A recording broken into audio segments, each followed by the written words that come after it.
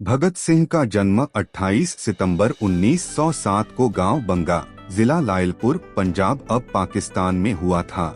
ये भारत के एक महान स्वतंत्रता सेनानी एवं क्रांतिकारी थे।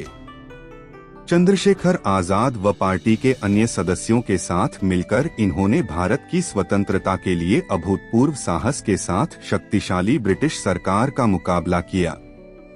पहले लाहौर में बर्नी सैंडर्स की हत्या और उसके बाद दिल्ली की केंद्रीय संसद सेंट्रल असेंबली में बम विस्फोट करके ब्रिटिश साम्राज्य के विरुद्ध खुले विद्रोह को बुलंदी प्रदान की। उस समय भगत सिंह करीब 12 वर्ष के थे जब जलियांवाला बाग हत्याकांड हुआ था। इसकी सूचना मिलते ही भगत सिंह अपने स्कूल से 12 मील पैदल चलकर जलियांवाला बाग पहुंच गए। राष्ट्र की तरह वो भी महात्मा गांधी का सम्मान करते थे, पर उन्होंने गांधी जी के अहिंसात्मक आंदोलन की जगह देश की स्वतंत्रता के लिए हिंसात्मक क्रांति का मार्ग अपनाना अनुचित नहीं समझा। उन्होंने जुलूसों में भाग लेना प्रारंभ किया तथा कई क्रांतिकारी दलों के सदस्य बने। उनके दल के प्रमुख क्रांतिकारियों में चंद्रशेखर आजाद, सुखदेव, राजगुरु इत्यादि थे। काकोरी कांड में 4 क्रांतिकारियों को फांसी व 16 अन्य को कारावास की सजाओं से भगत सिंह इतने अधिक उद्विग्न हुए कि उन्होंने 1928 में अपनी पार्टी नौजवान भारत सभा का हिंदुस्तान रिपब्लिकन एसोसिएशन में विलय कर दिया और उसे एक नया नाम दिया, हिंदुस्तान सोशलिस्ट रिपब्लिकन। जेल में भगत सिंह करीब 2 साल रहे। इस दौरान वे लेख लिखकर अपने क्रांतिकारी विचार व्यक्त करते रहते थे।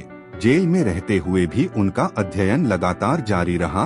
उनके उस दौरान लिखे गए लेख व सगे संबंधियों को लिखे गए पत्र आज भी उनके विचारों के दर्पण हैं।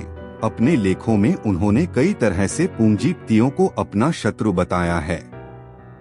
उन्होंने लिखा कि मजदूरों का शोषण करने वाला चाहे एक भारतीय ही क्यों न हो, वह उनका शत्रु है। उन्होंने जेल में अंग्रेजी में एक लेख भी लिखा जिसका शीर्षक था, मैं नास्तिक क्यों हूँ। जेल में भगत सिंह व उनके साथियों ने 64 दिनों तक भूख हड़ताल की। उनके एक साथी यतीन्द्रनाथ दास ने तो भूख हड़ताल में अपने प्राण ही त्याग दिए थे। 23 मार्च 1931 को शाम में करीब 7:33 पर भगत सिंह तथा इनके 2 साथियों सुखदेव व राजगुरु को फांसी दे दी गई। फांसी पर जाने से पहले वे लेनिन की जीवनी पढ़ रहे थे और जब उनसे उनकी आखिरी इच्छा पूछी गई तो उन्होंने कहा कि वह लेनिन की जीवनी पढ़ रहे थे और उन्हें वह पूरी करने का समय दिया जाए। कहा जाता है कि जेल के अधिकारियों ने जब उन्हें यह सूचना दी कि उनके फांसी का वक्त आ गया है तो उन्होंने कहा था, ठहरिए, पहले एक क्रांतिकारी दूसरे से मिल तो ले। फिर 1 मिनट बाद किताब छत की ओर उछालकर बोले, ठीक है, अब चलो।